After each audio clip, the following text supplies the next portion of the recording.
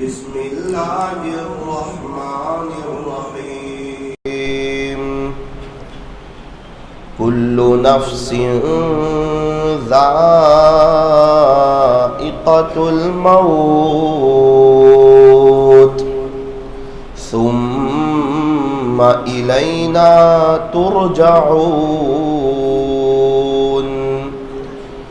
صدق اللہ مولانا العظیم وقال النبي صلى الله عليه وسلم السلام قبل الكلام او كما قال عليه الصلاة والسلام۔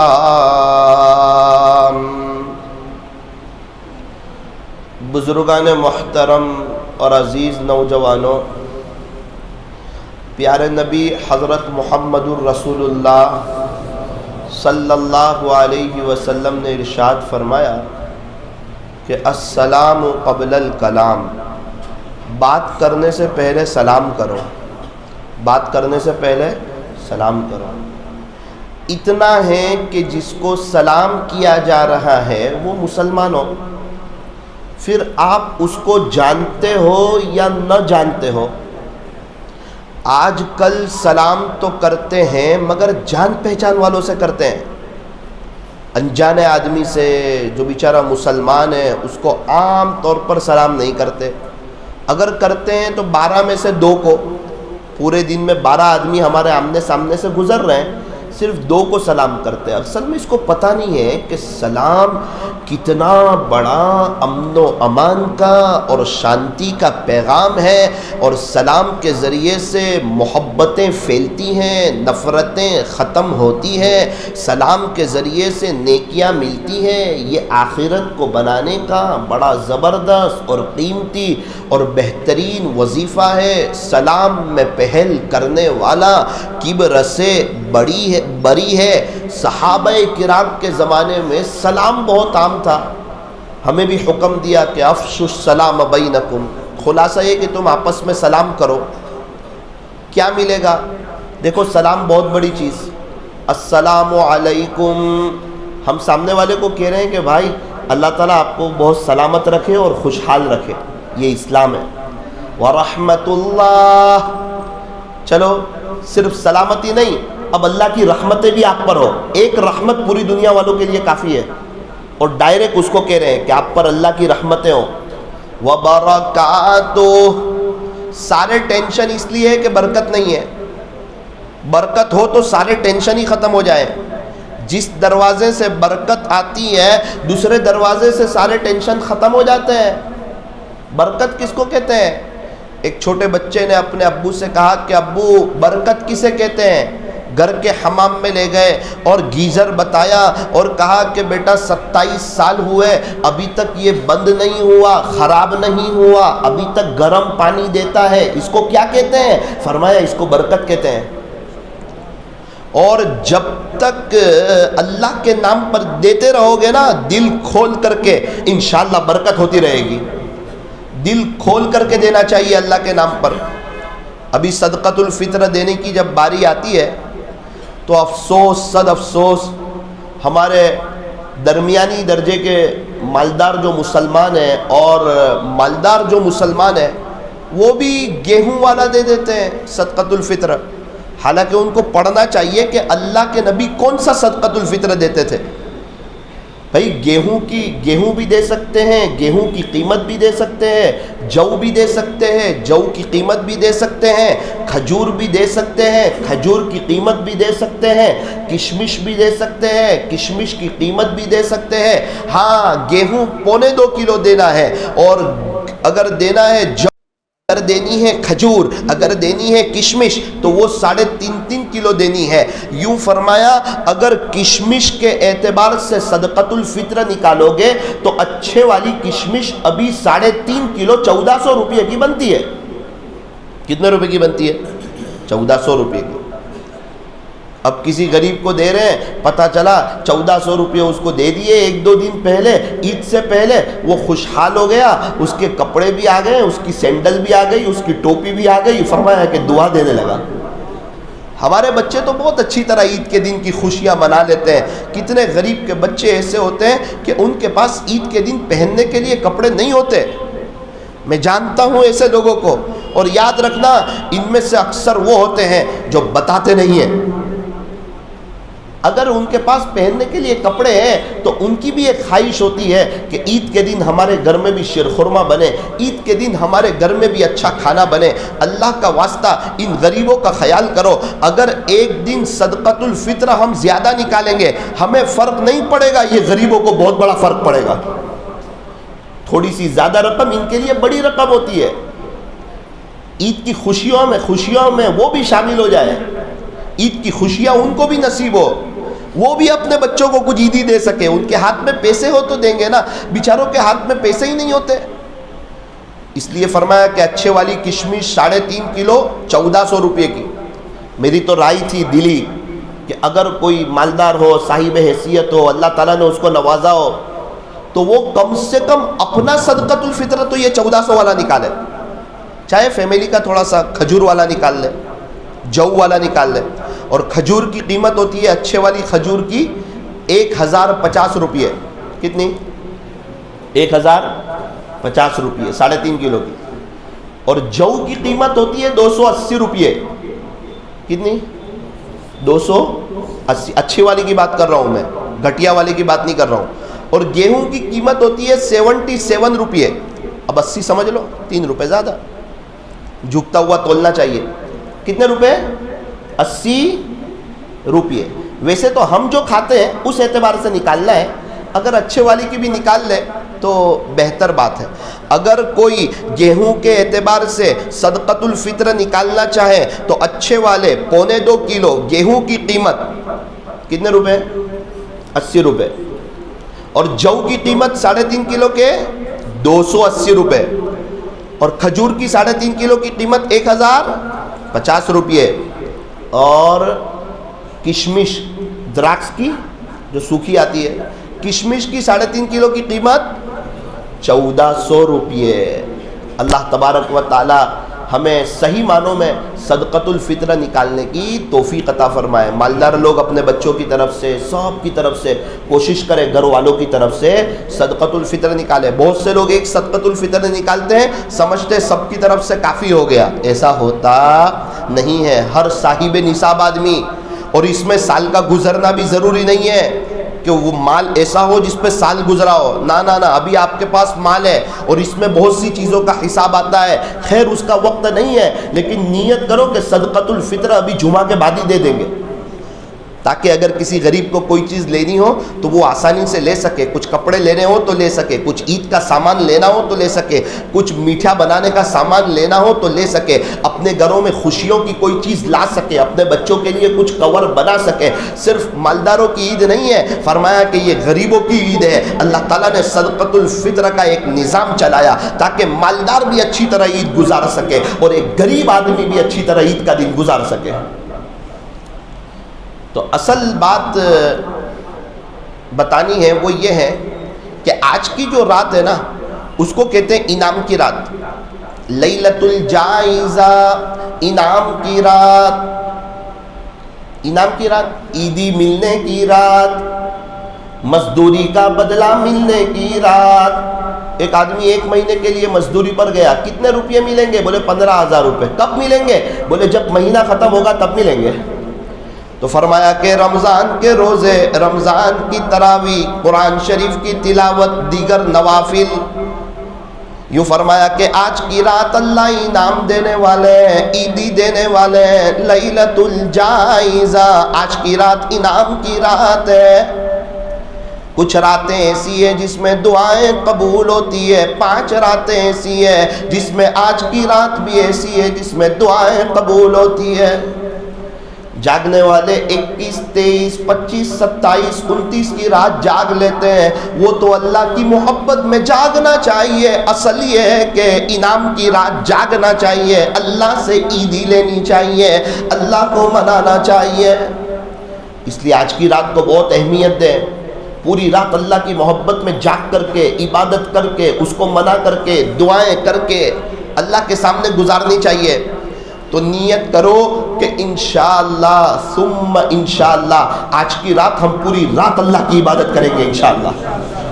بازاروں میں نہیں، محفلوں میں نہیں، مجلسوں میں نہیں، موبائل میں نہیں، انٹرنیٹ پر نہیں، بلکہ اللہ کی یاد، اللہ کی عبادت. مجھے امید ہے اگر کوئی صحیح معنوں میں آج کی رات اللہ کے سامنے تڑپ لے گا نا تو یہ پریشانی، یہ عاملوں کے چکر اور یہ گھر کے حالات اور یہ بچوں کی تکلیف اور یہ پیسوں کی تکلیف اور یہ رزق میں کمی، ساری چیزیں انشاءاللہ آسانی کے ساتھ ختم ہو جائیں گی.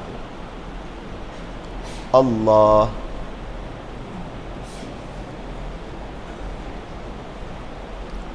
بھائی صحیح چل رہا تھا، کیا کر رہے ہیں؟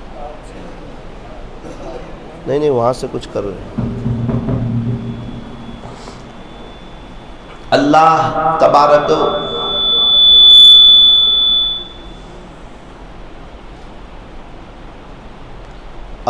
تبارک و تعالی ہمیں صحیح سمجھ عطا فرمائے. آئندہ کل عید کا دن، آئندہ کل خوشی کا دن، اللہ کی مہمانی کا دن. روزہ رکھنے کا ثواب کتنا بڑا؟ فرمایا روزے کا ثواب تو ایسا ہے کہ یوں فرمایا کہ روزہ میرے لیے ہے اور روزے پر میں خود تمہیں مل جاؤں گا. اتنا بڑا روزے کا ثواب ہے. لیکن عید کے دن کا روزہ فرمایا کہ حرام ہے. جب اللہ مہمانی کر رہے ہو اس وقت کوئی روزہ نہ رکھے. آج تو اللہ کی عید کا دن، بڑی خوشیوں کا دن، محبتوں کا دن. اسی لیے ایک کام ہمیں کرنا ہے، ہمیں جو ہے نا وہ سلام کو عام کرنا ہے. السلام علیکم 10 نیکیاں، ورحمت اللہ اور 10 نیکیاں، وبرکاتہ اور 10 نیکیاں. فرمایا جو پورا سلام کرے گا اسے 30 نیکیاں ملے گی. کتنی نیکیاں ملے گی؟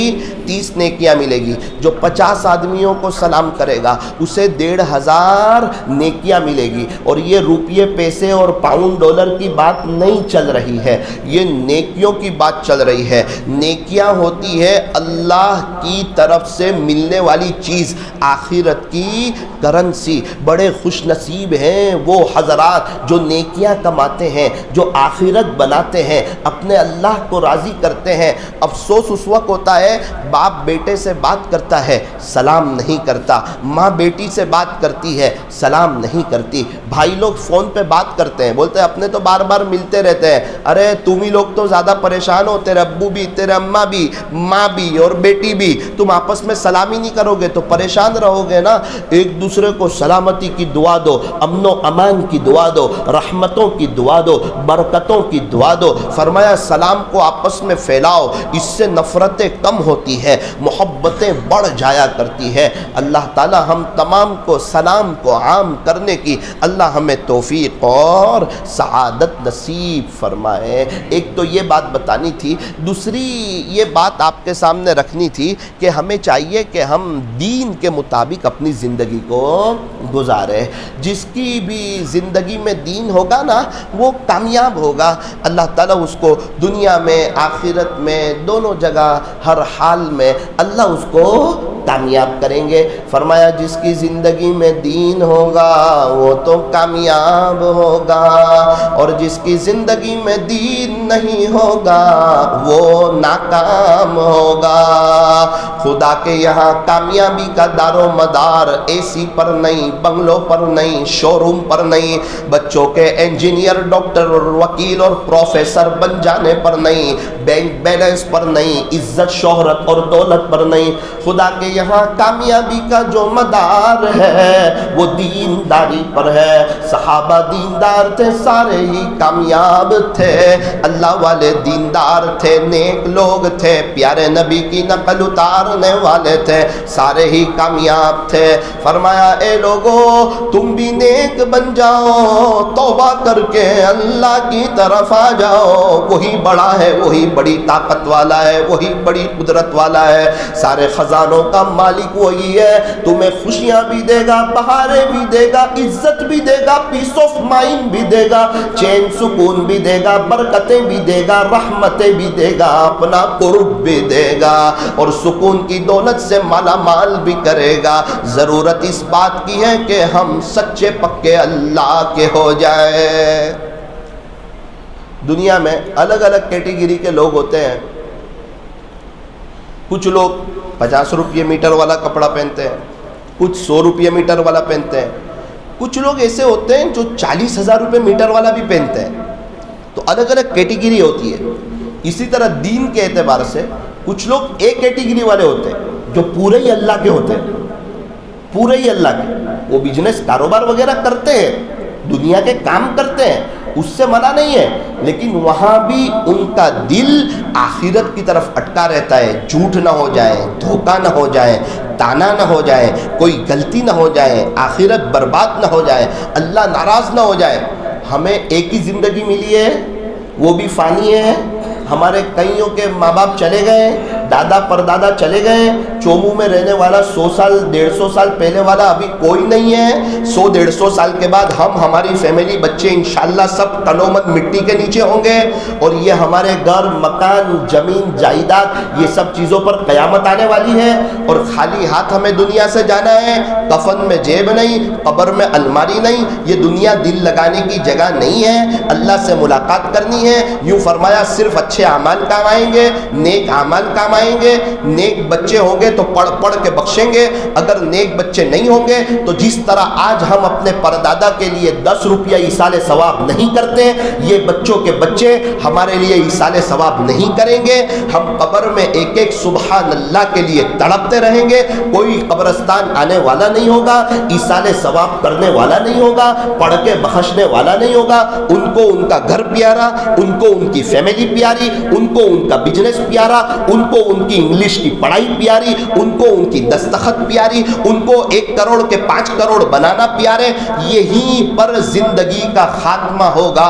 آخرت نہ ہماری بن پائے گی، نہ بچوں کی بن پائے گی. اللہ کے واسطے اگر آپ کے بچے، آپ کے پوتے، آپ کے نواسے اگر چھوٹے ہیں، 10-11 سال کے ہیں، میں آپ کو ایک مشورہ دینا چاہتا ہوں. آپ اپنے بچوں کو مدرسے کی راہ بتاؤ، مدرسے کی راہ بتاؤ، مدرسے کی راہ بتاؤ. حافظ، عالم، قاری، مفتی، دین کے داعی اور اللہ کے ولی بناؤ. ان کی دنیا بھی سورے گی. بڑے ہو کر کے یہ آپ کو دعائیں دیں گے، یہ حافظ بنیں گے، یہ تراویح پڑھائیں گے. آپ کا دل ٹھنڈا ہوگا. یہ جمعہ کا بیان کریں گے، آپ کے دل سے ان کے لیے دعائیں نکلے گی. امت پریشان حال ہے. امت کی کشتی کنارے لگانے والا کوئی نہیں. آج امت کو سمجھانے والا کوئی نہیں. آج امت کا رہبر بننے والا کوئی نہیں. اگر ہم بھی اپنے بچوں کو نہیں پڑھائیں گے، ان کو دعائیں نہیں دیں گے، اگر آج خواجہ صاحب جیسا پروڈکٹ نہ نکلا، پیران پیر جیسا پروڈکٹ نہ نکلا، بایزید بستامی جیسا پروڈکٹ نہ نکلا،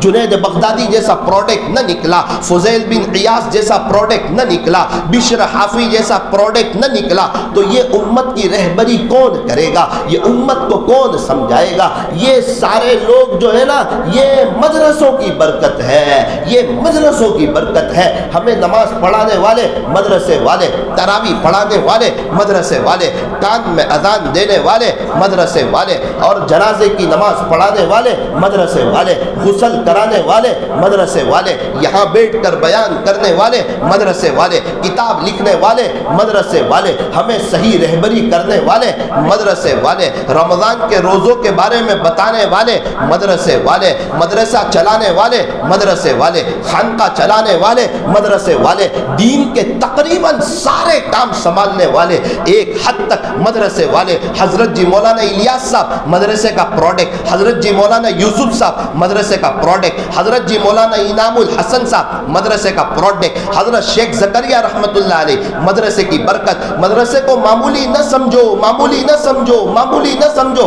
بعض جگہ کپڑے بنتے ہیں، بعض جگہ چشمے بنتے ہیں، بعض جگہ جوتے بنتے ہیں. یہ مدرسے میں انسان بنتے ہیں، حافظ بنتے ہیں، عالم بنتے ہیں، قاری بنتے ہیں، مفتی بنتے ہیں، شیخ الحدیث بنتے ہیں، مفسر بنتے ہیں، فقیہ بنتے ہیں، محدث بنتے ہیں، عالم بنتے ہیں، اذان دینے والے، نماز پڑھانے والے، غسل کا طریقہ بتانے والے، اللہ سے ملانے والے مشائخ. اکثر صاحب نسبت اکابرین یہ مدرسوں کا پروڈکٹ ہوتا ہے. اسی کی برکت سے، مدرسوں کی برکت سے، علم کی برکت سے وہ کسی شیخ سے جڑتے ہیں، بعد میں ان کو جلدی نسبت کا نور نصیب ہوتا ہے اور اللہ ان سے دنیا میں کام لیتا ہے۔ چومو والو، میری ساری بات کا خلاصہ یہ ہے، اپنے بچوں پر رحم کھاؤ، اپنے بچوں پر رحم کھاؤ اور ان کو مدرسے کی راہ بتاؤ۔ آپ کے چومو سے الحمدللہ تقریباً 30 کے قریب بچے، کتنے بچے؟ 30 رمضان کے بعد مدرسے میں جا رہے ہیں۔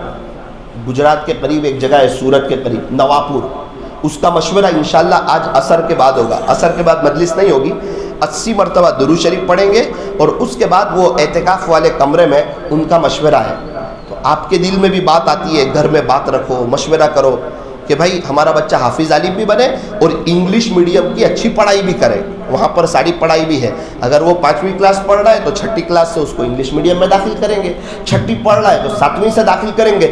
دنیا کا نالج بھی لے رہا ہے، دین کا نالج بھی لے رہا ہے، دنیا کی جتنی ڈگریاں ہیں ضرورت ہے اس کی، لیکن آنکھ بند ہوتے ہی ان کے ساتھ قبر میں دفن۔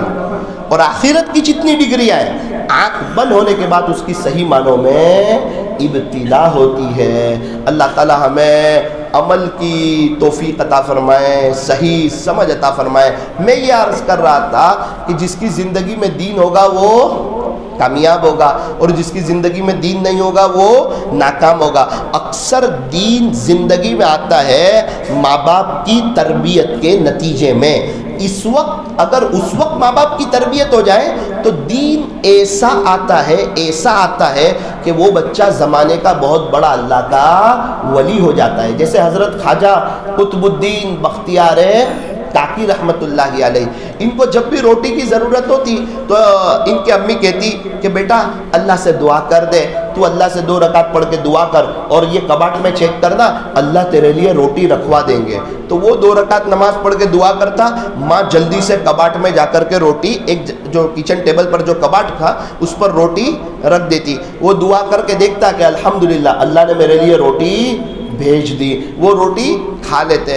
ایک مدت تک یہ چلتا رہا، ماں نے اپنے بیٹے کا ذہن بنایا۔ ایک مرتبہ ماں کہیں گئی تھی، بچہ باہر سے آ گیا، روٹی کھانے کا وقت ہو گیا، اس نے 2 رکعت نماز پڑھی، دعا کری۔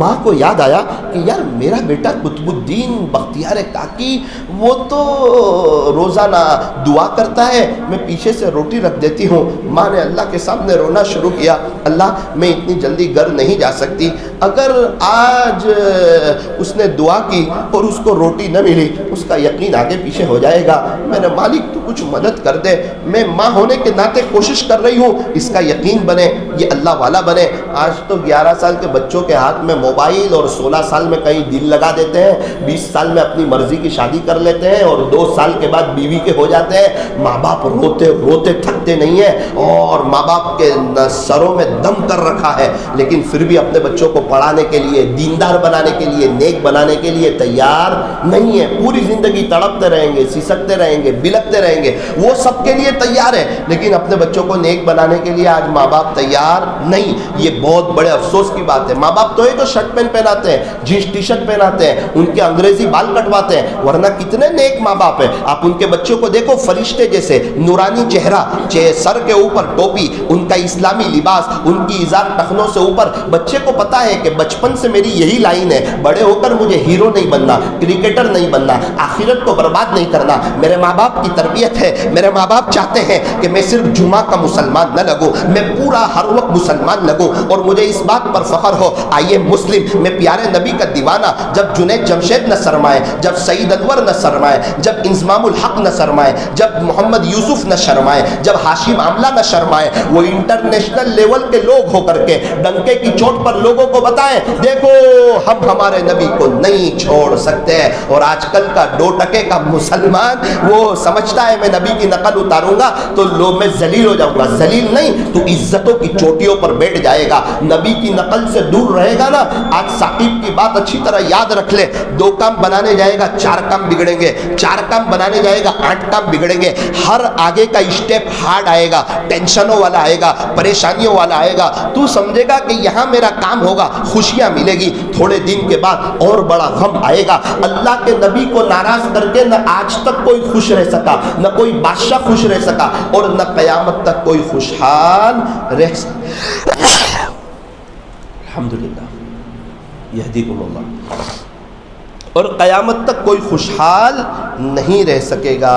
تو حضرت قطب الدین بختیار کاکی رحمۃ اللہ علیہ 2 رکعت نماز پڑھی، دعا کی اور کباٹ وغیرہ چیک کر لیا اور سو گئے۔ ماں آئی، ماں نے دیکھا کہ میرا بچہ تھکا ہوا ہے اور بیچارہ سویا ہوا ہے، آج اس کو روٹی نہیں ملی ہوگی۔ ماں نے اٹھایا، بیٹا بیٹا قطب الدین بیٹا روٹی کھا لے۔ تو الحمدللہ یہدیکم اللہ، تو بیٹا قطب الدین روٹی کھا لیجئے۔